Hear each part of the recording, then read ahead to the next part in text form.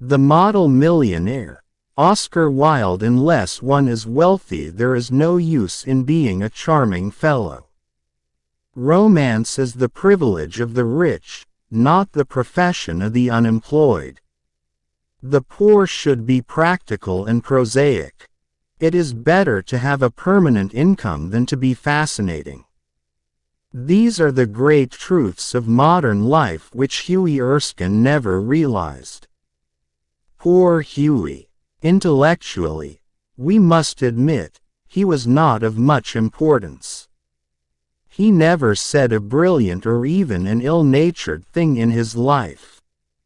But then he was wonderfully good-looking, with his crisp brown hair, his clear-cut profile, and his gray eyes.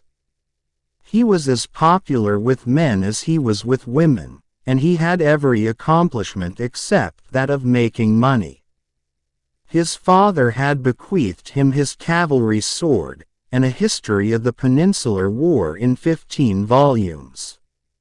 Huey hung the first over his looking-glass, put the second on a shelf between Ruff's Guide and Bailey's Magazine, and lived on $200 a year that an old aunt allowed him. He had tried everything. He had gone on the stock exchange for 6 months, but what was a butterfly to do among bulls and bears? He had been a tea merchant for a little longer, but had soon tired of Pico and Souchong. Then he had tried selling dry sherry. That did not answer. The sherry was a little too dry. Ultimately he became nothing, a delightful, ineffectual young man with a perfect profile and no profession. To make matters worse, he was in love. The girl he loved was Laura Merton, the daughter of a retired colonel who had lost his temper and his digestion in India, and had never found either of them again. Laura adored him, and he was ready to kiss her shoestrings. They were the handsomest couple in London, and had not a penny piece between them. The colonel was very fond of Huey, but would not hear of any engagement. "Come to me, my boy, when you have got £10,000 of your own, and we will see about it," he used to say, and Huey looked very glum on those days, and had to go to Laura for consolation. One morning, as he was on his way to Holland Park, where the Mertons lived, he dropped in to see a great friend of his, Alan Trevor. Trevor was a painter. Indeed, few people escape that nowadays. But he was also an artist, and artists are rather rare. Personally he was a strange rough fellow, with a freckled face and a red ragged beard. However, when he took up the brush he was a real master, and his pictures were eagerly sought after. He had been very much attracted by Huey at first, it must be acknowledged, entirely on account of his personal charm. "The only people a painter should know," he used to say, "are people who are bed and beautiful, people who are an artistic pleasure to look at and an intellectual repose to talk to. Men who are dandies and women who are darlings rule the world, at least they should do so." However, after he got to know Huey better, he liked him quite as much for his bright buoyant spirits and his generous reckless nature, and had given him the permanent entree to his studio. When Huey came in he found Trevor putting the finishing touches to a wonderful life-size picture of a beggar man. The beggar himself was standing on a raised platform in a corner of the studio. He was a wizened old man, with a face like wrinkled parchment, and a most piteous expression. Over his shoulders was flung a coarse brown cloak, all tears and tatters. His thick boots were patched and cobbled, and with one hand he leant on a rough stick, while with the other he held out his battered hat for alms. "What an amazing model," whispered Hughie, as he shook hands with his friend. "An amazing model," shouted Trevor at the top of his voice. "I should think so. Such beggars as he are not to be met with every day. Eh, trouve, mon cher, a living Velasquez. My stars, what an etching Rembrandt would have made of him." "Poor old chap," said Hughie, "how miserable he looks. But I suppose, to you painters, his face is his fortune." "Certainly," replied Trevor. "You don't want a beggar to look happy, do you?" "How much does a model get for sitting?" asked Hughie, as he found himself a comfortable seat on a divan. "1 shilling an hour. And how much do you get for your picture, Alan?" "Oh, for this I get £2,000. Guineas. Painters, poets, and physicians always get guineas." "Well, I think the model should have a percentage," cried Hughie, laughing. "They work quite as hard as you do." "Nonsense. Nonsense. Why, look at the trouble of laying on the paint alone, and standing all day long at one's easel.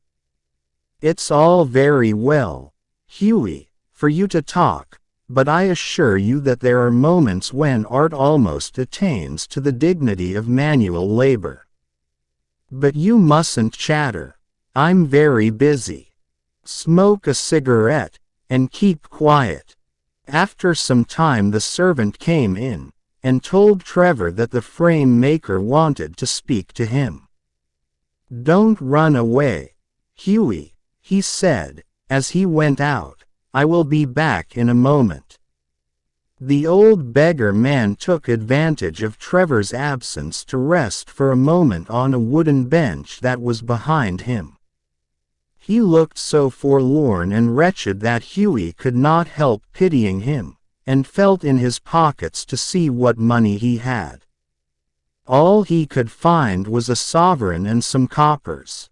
"Poor old fellow," he thought to himself, "he wants it more than I do, but it means no hansoms for a fortnight," and he walked across the studio and slipped the sovereign into the beggar's hand. The old man started, and a faint smile flitted across his withered lips. "Thank you, sir," he said, "thank you." Then Trevor arrived, and Hughie took his leave, blushing a little at what he had done. He spent the day with Laura, got a charming scolding for his extravagance, and had to walk home. That night he strolled into the Palette Club about 11 o'clock, and found Trevor sitting by himself in the smoking room drinking hock and seltzer. "Well, Alan, did you get the picture finished all right?" he said, as he lit his cigarette. "Finished and framed, my boy," answered Trevor, "and, by the by, you have made a conquest. That old model you saw is quite devoted to you. I had to tell him all about you, who you are, where you live, what your income is, what prospects you have." "My dear Alan," cried Hughie, "I shall probably find him waiting for me when I go home." "But of course you are only joking. Poor old wretch, I wish I could do something for him. I think it is dreadful that anyone should be so miserable. I have got heaps of old clothes at home. Do you think he would care for any of them?" "Why, his rags were falling to bits. But he looks splendid in them," said Trevor. "I wouldn't paint him in a frock coat for anything. What you call rags I call romance. What seems poverty to you is picturesqueness to me. However, I'll tell him of your offer." "Alan," said Hughie seriously, You painters are a heartless lot." "An artist's heart is his head," replied Trevor, "and besides, our business is to realize the world as we see it, not to reform it as we know it. Chacun son métier. And now tell me how Laura is." The old model was quite interested in her. "You don't mean to say you talked to him about her," said Hughie.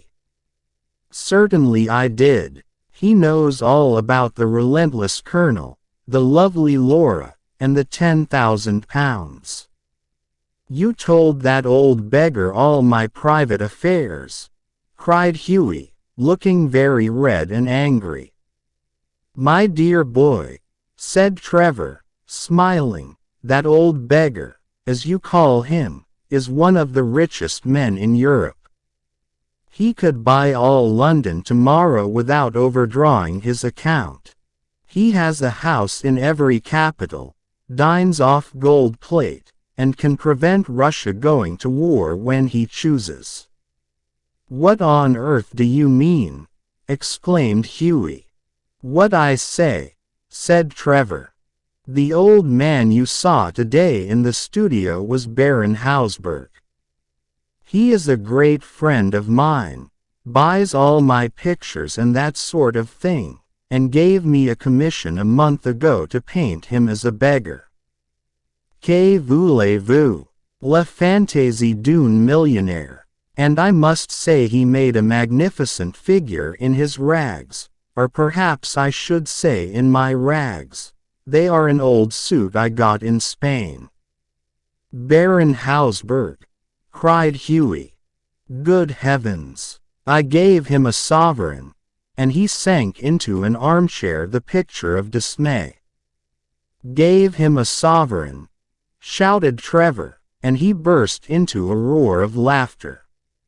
"My dear boy, you'll never see it again. Son affaire c'est l'argent des autres." "I think you might have told me, Alan," said Hughie sulkily, "and not have let me make such a fool of myself." "Well, to begin with, Hughie," said Trevor, "it never entered my mind that you went about distributing alms in that reckless way. I can understand you're kissing a pretty model, but you're giving a sovereign to an ugly one, by Jove, no. Besides, the fact is that I really was not at home today to anyone, and when you came in I didn't know whether Hausberg would like his name mentioned. You know he wasn't in full dress." "What a duffer he must think me," said Hughie. "Not at all. He was in the highest spirits after you left, kept chuckling to himself and rubbing his old wrinkled hands together. I couldn't make out why he was so interested to know all about you, but I see it all now. He'll invest your sovereign for you, Hughie, pay you the interest every 6 months, and have a capital story to tell after dinner." "I am an unlucky devil," growled Hughie. "The best thing I can do is to go to bed, and, my dear Alan, you mustn't tell anyone. I shouldn't dare show my face in the Row." "Nonsense. It reflects the highest credit on your philanthropic spirit, Hughie. And don't run away. Have another cigarette, and you can talk about Laura as much as you like." However, Hughie wouldn't stop, but walked home, feeling very unhappy, and leaving Alan Trevor in fits of laughter. The next morning, as he was at breakfast, the servant brought him up a card on which was written, "Monsieur Gustave Naudin, de la part de M. le Baron Hausberg." "I suppose he has come for an apology," said Hughie to himself, and he told the servant to show the visitor up. An old gentleman with gold spectacles and gray hair came into the room, and said, in a slight French accent, "Have I the honor of addressing Monsieur Erskine?" Hughie bowed. I have come from Baron Hausberg, he continued. The Baron, I beg, sir, that you will offer him my sincerest apologies, stammered Hughie. The Baron, said the old gentleman, with a smile, has commissioned me to bring you this letter, and he extended a sealed envelope. On the outside was written, a wedding present to Hugh Erskine and Laura Merton, from an old beggar, and inside was a check for £10,000. When they were married, Alan Trevor was the best man, and the Baron made a speech at the wedding breakfast. Millionaire models, remarked Alan, are rare enough, but, by Jove, model millionaires are rarer still.